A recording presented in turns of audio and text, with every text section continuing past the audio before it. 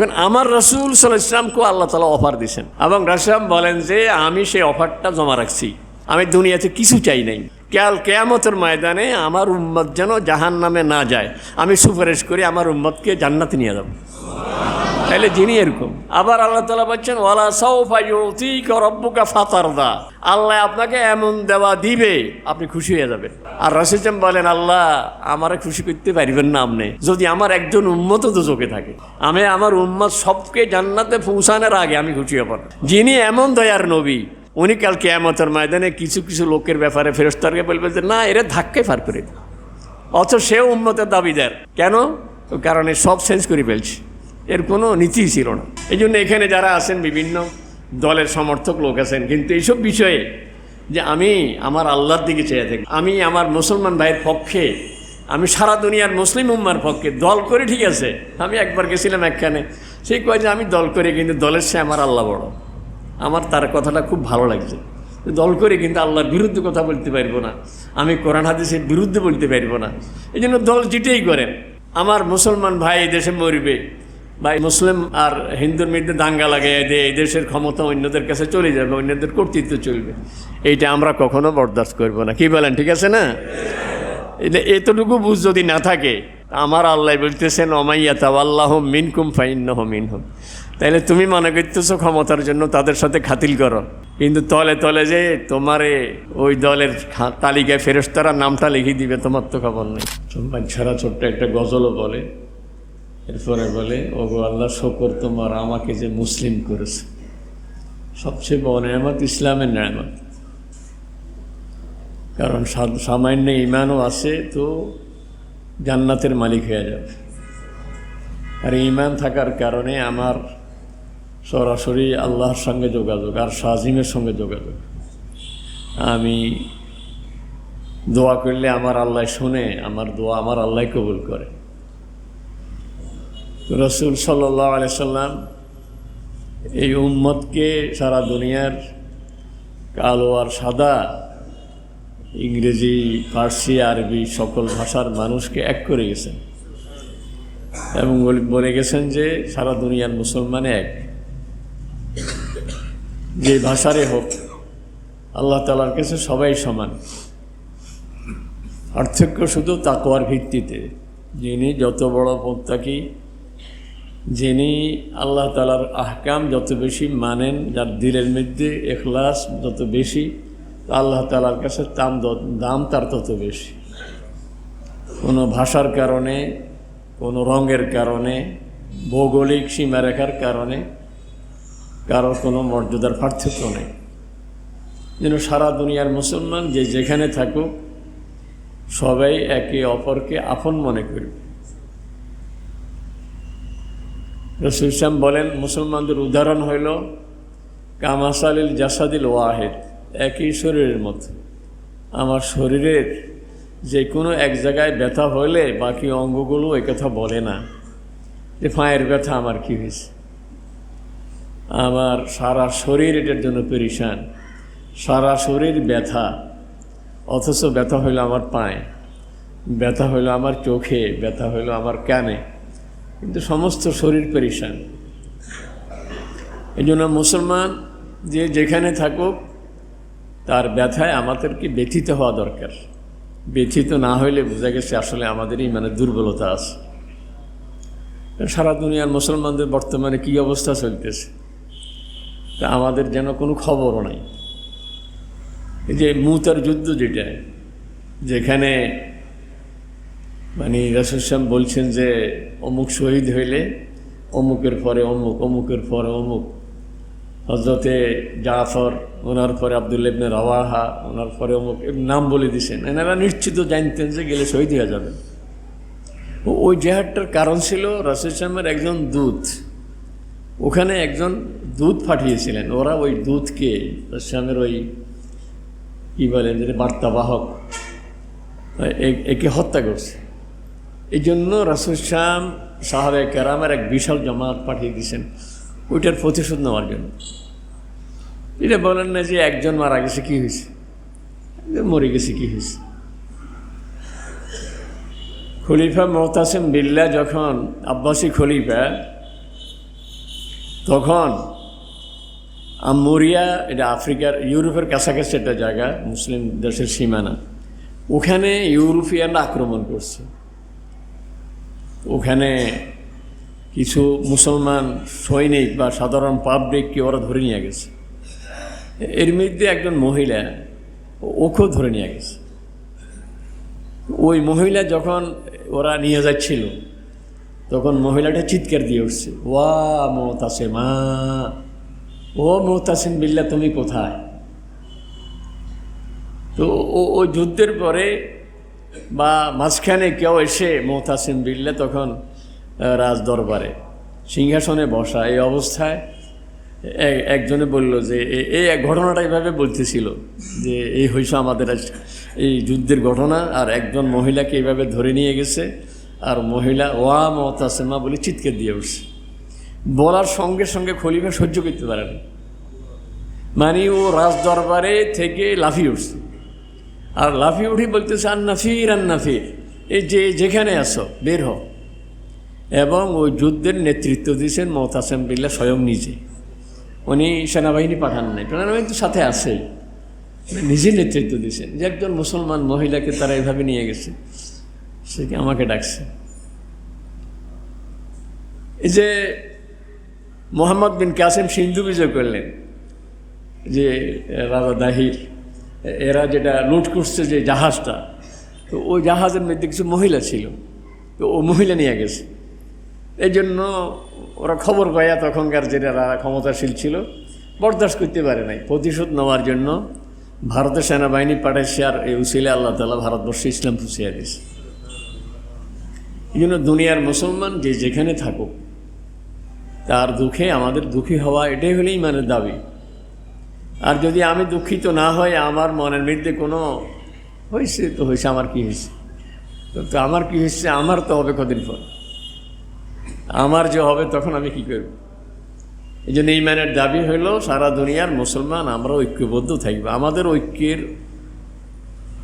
অভাবে, অনৈক্যের সুযোগে আর অমুসলিমদের চক্রান্ত তো বসে নাই, ওরা আমাদের বিরুদ্ধে, আমাদের ব্যক্তির বিরুদ্ধে, দেশের বিরুদ্ধে, ওটা ইসলামের বিরুদ্ধে তারা তো চক্রান্ত করেই যাচ্ছে। তো তারা ইসলামের কোনো ক্ষতি করতে পারবে না ইনশাআল্লাহ, কারণ আল্লাহ তাআলা তো নিজেই ইসলামের হেফাজতের জিম্মাদার। আর আল্লাহ তাআলা বলেন ইউরিদুনা লিইউতফিউ নূরাল্লাহি বিআফওয়াহিহিম আল্লাহু মুতিম্মু নূরিহি ওয়ালাউ কারিহাল কাফিরুন, যে ওরা যতই চেষ্টা করুক, বরং ইসলামের নিয়ম হইল ইসলাম জিন্দা হতা হয় আর কারবালা কে বাদ। যখনই আক্রমণ আসে তো ইসলামকে আল্লাহ তাআলা আরও চমকাইয়া দেয়।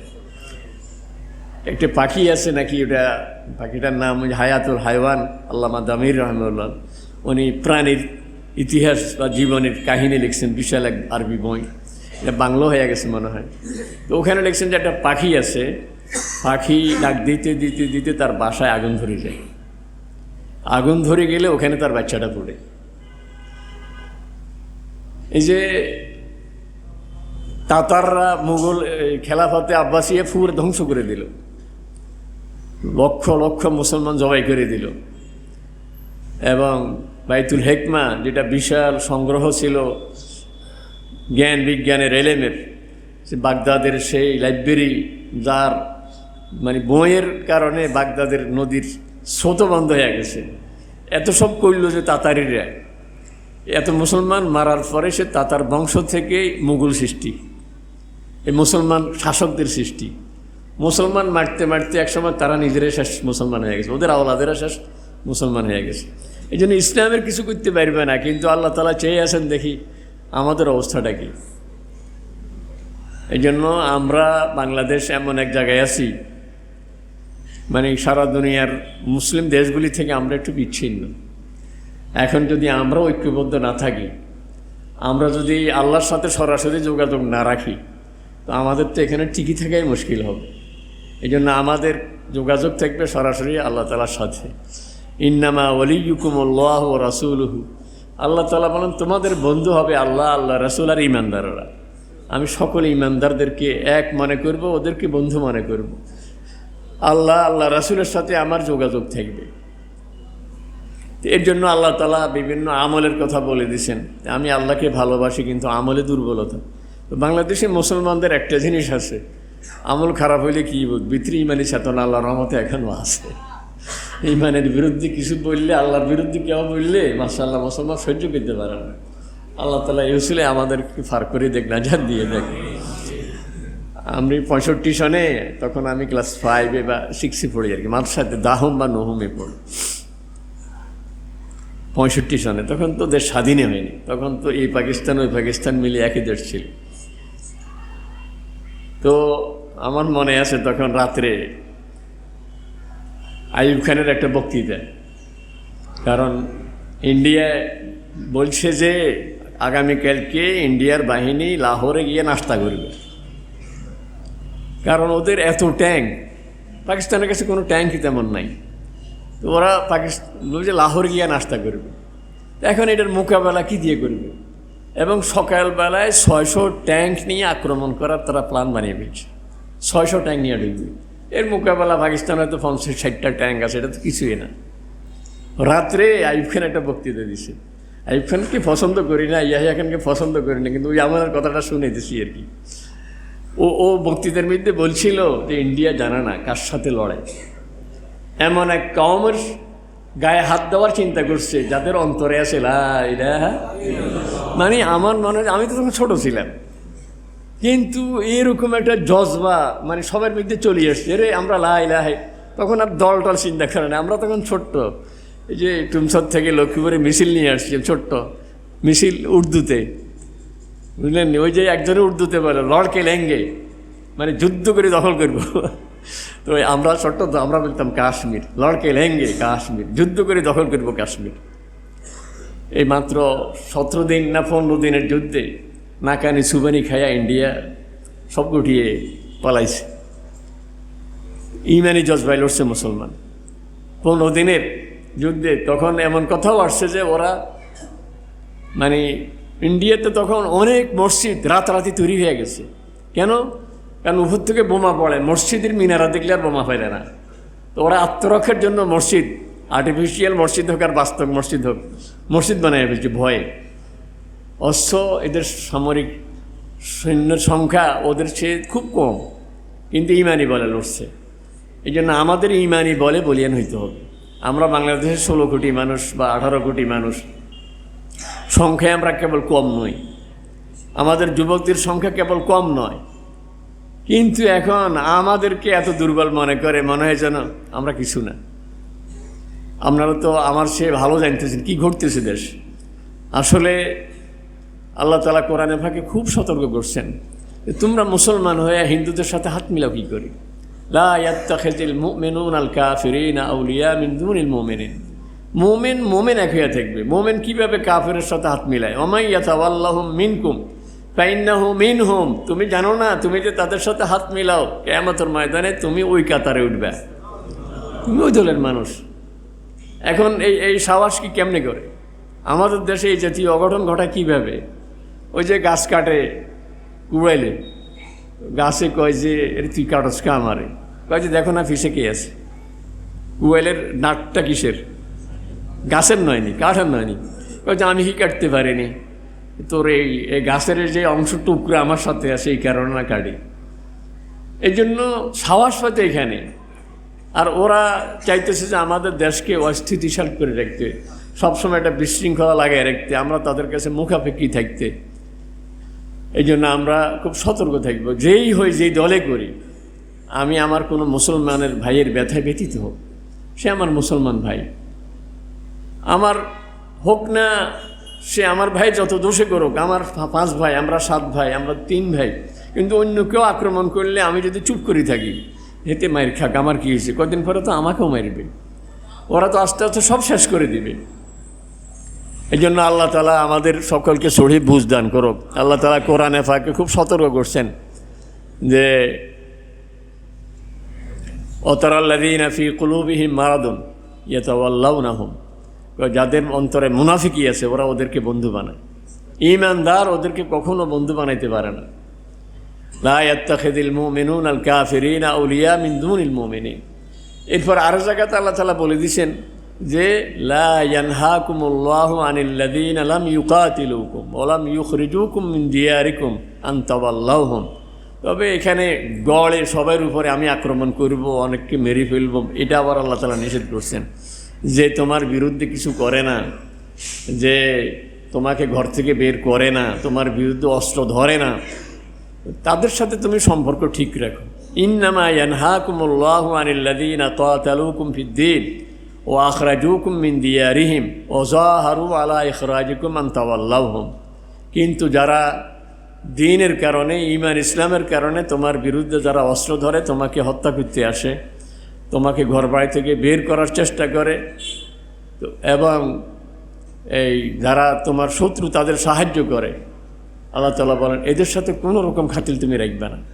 কারণ ওয়ামাই ইয়াতাওয়াল্লাহুম মিনকুম ফাইন্নাহু মিনহুম। এরপরও যদি তুমি খাতিল রাখো তাহলে ফাইন্নাহু মিনহুম, তাহলে তুমি কিন্তু কাফেরদের খাতায় চলে যাবে, ঈমানদারের খাতায় তোমার আর নাম থাকবে না। এই জন্য সবসময় আমি দূর থেকে একটু ওয়াজ করি আর কি, বলি যে আমরা ঐক্যবদ্ধ থাকার জন্য তো খুব ওয়াজ করি, আর ঐক্যবদ্ধের জন্য আল্লাহ তাআলার দ্বীন ঈমান ছাড়া ঐক্যবদ্ধ হওয়ার তো কোনো কিছু নাই। আর রাসূল ইসলামের সেদিনও বলছি যে শেষ সময়ে একবার সোমবারে ফজরে, সোমবারে 9টা-10টার দিকে আল্লাহ রাসূল ইসলাম দুনিয়া থেকে বিদায় হয়ে গেছেন। একবারে শেষ সময়ে ফজরে পর্দার কাপড় খুলে, কারণ ওই কোনায় পূর্ব দক্ষিণ কোনায় রাসূল ইসলামের ঘর, আর দক্ষিণ দিকে হলো কেবলা, আবু বকর রাদিয়াল্লাহু তাআলা ওইখানে দাঁড়ানো। রাসূল সাল্লাল্লাহু আলাইহি ওয়াসাল্লাম পর্দার কাপড় সরিয়ে সাহাবায়ে কেরামের নামাজের এই কাতার, নামাজের এই সারিগুলো দেখতেছিলেন, আর উঠতে পারতেছেন না। ঐক্যবদ্ধ সাহাবায়ে কেরামের সারি দেখে একটু মুচকি হেসেছেন। এটাই রাসূল ইসলামের সর্বশেষ সাহাবায়ে কেরামের দিকে নজর। আর সাহাবায়ে কেরাম ও রাসূল ইসলামের এই নড়াচড়া এতটুকুই দেখেছেন, ওদিনে দুনিয়া থেকে বিদায় হয়ে গেছেন, কারণ নিজে উম্মতকে এক ঐক্যবদ্ধ করে গেছেন। এখন ঐক্যবদ্ধ হওয়ার জন্য আমরা আল্লাহ এবং আল্লাহ রাসূলের দিকে ফিরে আসা বাদ দিয়ে আর অন্য কোনো লাইন নেই। আল্লাহ তাআলা বলেন ফাইন তানাযাতুম ফি শাইইন ফারুদ্দুহু ইলাল্লাহি ওয়ার রাসূল, যে তোমরা আল্লাহ আল্লাহ রাসূলের দিকে ফিরে আসো। আল্লাহর দিকে ফিরে আসা মানে কোরআনের দিকে ফিরে আসা, আর রাসূল সাল্লাল্লাহু আলাইহি ওয়াসাল্লামের কাছে ফিরে আসা, রাসূল সাল্লাল্লাহু আলাইহি ওয়াসাল্লামের জীবদ্দশায় সরাসরি ওনার কাছে চলে আসা। এখন হইল হাদিসের কাছে ফিরে আসা। কোরআন আর হাদিস মতো যদি আমাদের জীবন শুরু করে দেই, আমাদের দেশ শুরু করে দেয়, আমরা ব্যক্তিগতভাবে শুরু করে দেই, তাহলে আল্লাহ তাআলা বলেন তাইলে তোমাদের সব বিবাদ মিটে যাবে, দূরত্ব কমে যাবে। সারা দুনিয়ার মুসলিম উম্মাহ কোরআন আর হাদিস থেকে দূরে। এই জন্য এই সুযোগে অন্যরা চায় না যে আমরা কোরআন হাদিসের দিকে ফিরে আসি। এখন আমাদের দেশ যদি বলে যে আমরা রাষ্ট্র চালাবো কোরআন হাদিস মতো, যারা সাহায্য করে বিদেশের, এরা কি এটা মানবেন? ওরা আমাদের থেকে চলে গেছে, কিন্তু ওদের আইনে আমরা এখনও বিচার করি, ওদের আইনে দেশ চালাই। ওদেরকে ধাক্কায় বাইর করছি, তো ওদের আইনটা ধরে রেখেছি কেন? ওদের বইপত্র যা আছে আইনের, এগুলি ওদের মাথায় উঠে দিয়ে তোমাদের বই তোমরা নিয়ে যাও। আমাদের জন্য কোরআনে হাদিস যথেষ্ট। আমাদের কাছে কোরআন আছে, আমাদের কাছে হাদিস আছে, এটাই আমাদের জন্য যথেষ্ট। তোমাদের কিছু দরকার নেই। আমাদের দেশ চলবে কোরআন মতে, হাদিস মতে।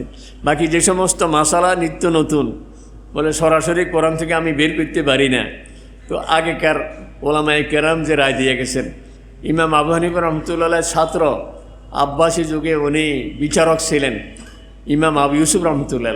ইমাম আবু হানিফা রহমতুল্লাহ দুজন ছাত্র সবচেয়ে প্রসিদ্ধ, ইমাম মোহাম্মদ এবং ইমাম আবু ইউসুফ রাহিমাহুল্লাহ।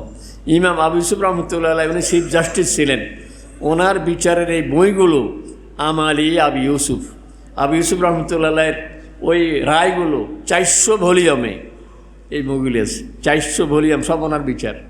তো আমি ওইগুলি থেকে, কারণ ওগুলি সব কোরআন হাদিস অনুযায়ী বিচার, তো ওনারা কীভাবে বিচার করে গেছেন কোরআন হাদিস অনুযায়ী। আমি যদি বলি যে আমি আমার দেশ চালাবো ওই মতে, কিন্তু দেখবেন যে সারা দুনিয়া সব গরম করে ফেলবো, যে এরা তো দেখি। আমি বলি তো অসুবিধা কী? ওরা আসলে মানে আল্লাহ রাসূলকে বরদাস্ত করে না, ইসলামকে বরদাস্ত করে না। সমস্যা হলো এখানে। ওরা কোরআন হাদিস মতো চলুক, মুসলমান এটা চায় না। তবে ওরা যতই করুক, আল্লাহর রহমতে গোটা দুনিয়াতে কি অন্য ধর্মী লোক বাড়তেছে না মুসলমান বাড়তেছে? এই যে আমেরিকা টুইন টাওয়ারের দোহাই দিয়া আফগানিস্তান আক্রমণ করলো, সারা দুনিয়া যা ঘটাই দিল, এরপরে আমেরিকা মুসলমানের সংখ্যা আরও বাড়ছে এবং কোরআন শরীফ বিক্রি আরও বেশি হয়েছে। তো লাভ হয়েছে কি, ওরা ইসলামের বিরুদ্ধে যতই করুক, গোটা দুনিয়ার অবস্থা হয়েছে এখন এরকম, সব ইজম ফেল।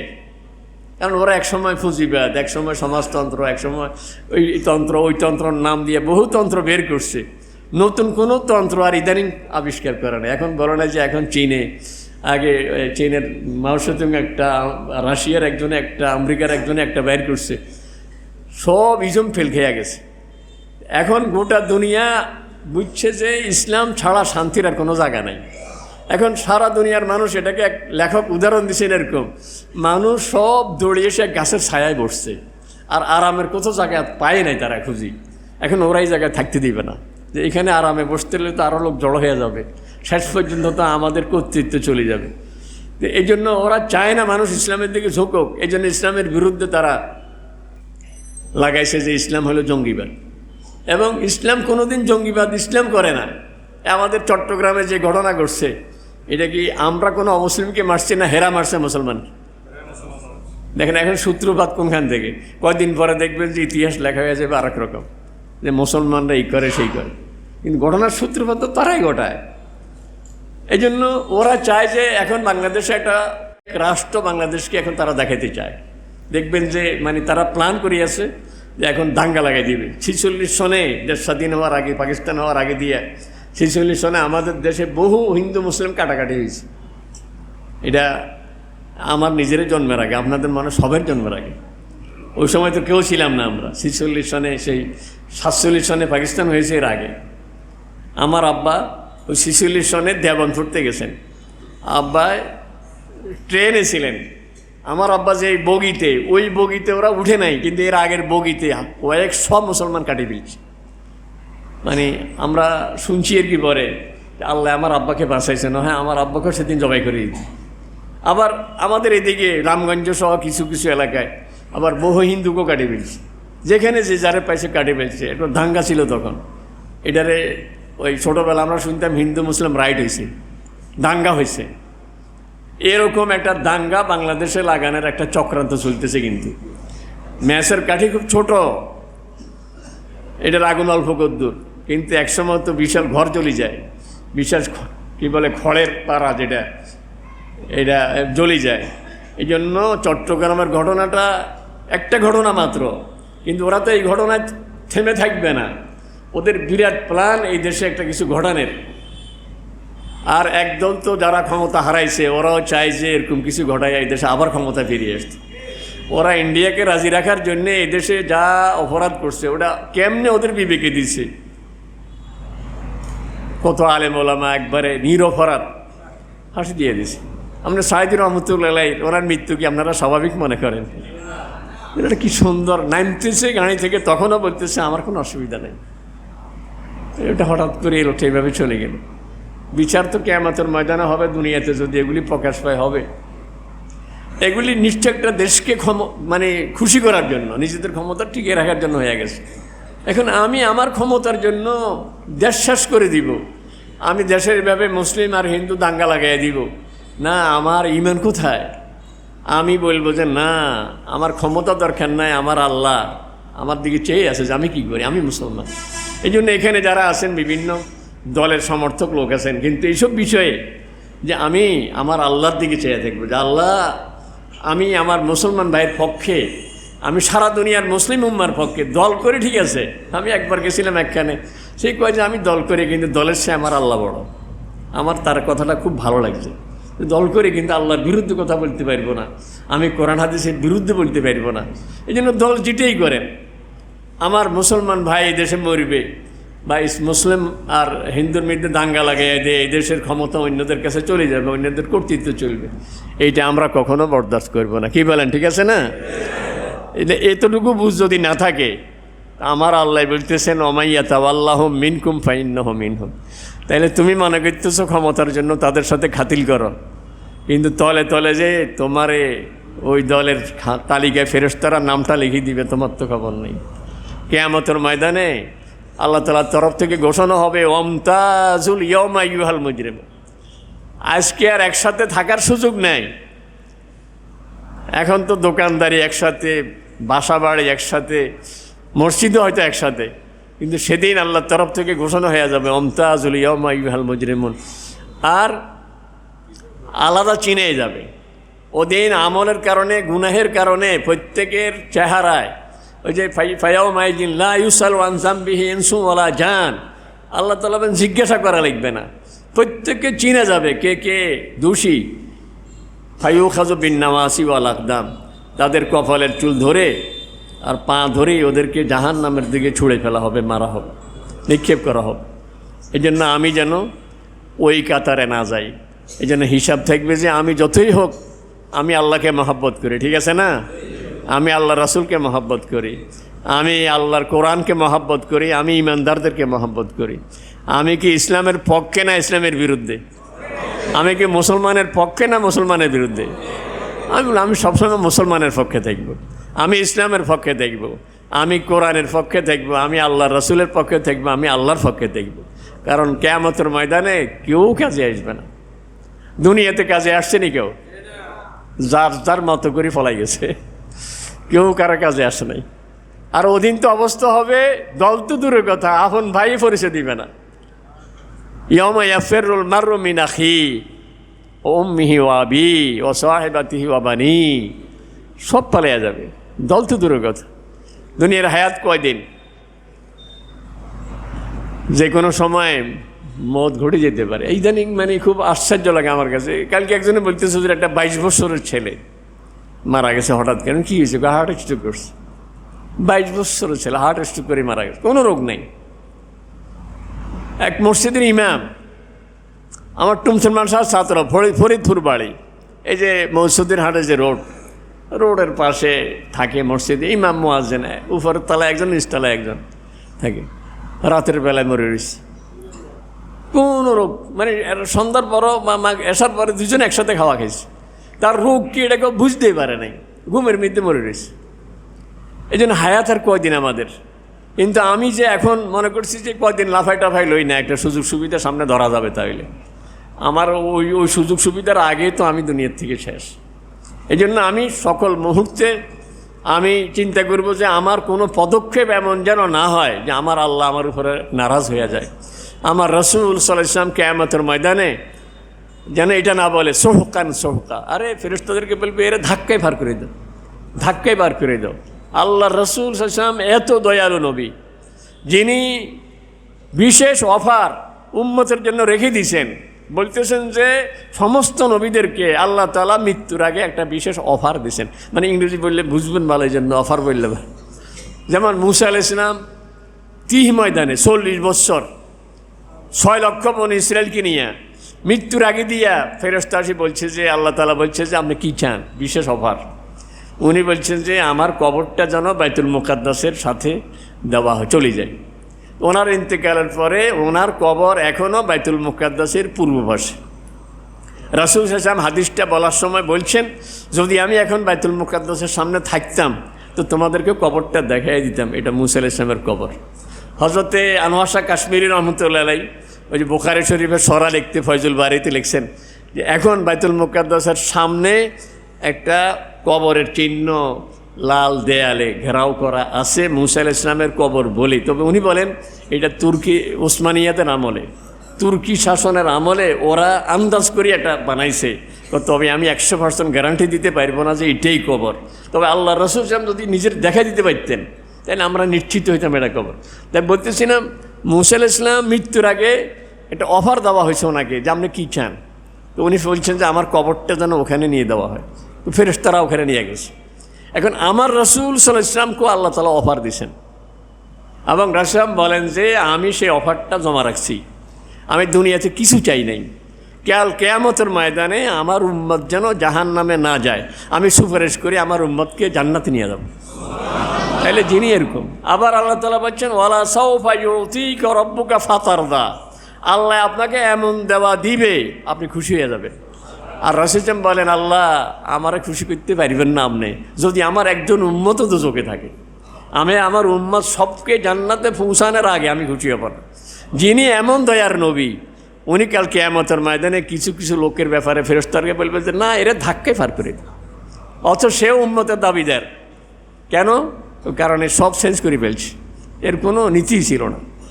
এই জন্য আল্লাহ তাআলা আমাদের সকলকে তৌফিক দেখ, আমরা সবসময় ইসলামের পক্ষে, কোরআনের পক্ষে, আল্লাহ রাসূলের পক্ষে, আল্লাহর পক্ষে থাকবে ইনশাআল্লাহ। আর দুনিয়ার মুসলমান যার যেখানে কোনো কিছু হোক আমরা সোচ্চার থাকবো, তবে আবার অতি আবেগী হইয়া এমন কিছু ঘটাবো না।